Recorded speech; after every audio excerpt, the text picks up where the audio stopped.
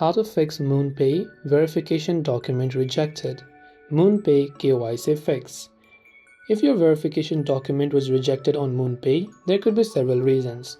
Normally, you verify your account by opening Moonpay and going to the profile from the top left, and here you would select continue verification, and if any type of your verification has failed, you will see the reason why it has failed, or maybe your document was rejected. To fix a rejected verification document on Moonpay, first of all, you can check your email and try to look for the official resubmission link, because Moonpay will send you the reason why your document was rejected in the first place, and you can work upon it on the second try.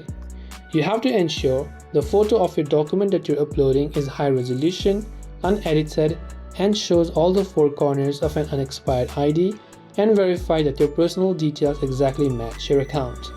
After you follow these steps, your Moonpay verification should be definitely completed. This way you can fix your verification document rejected on Moonpay. That's it for this video. Thanks for watching and see you on the next one.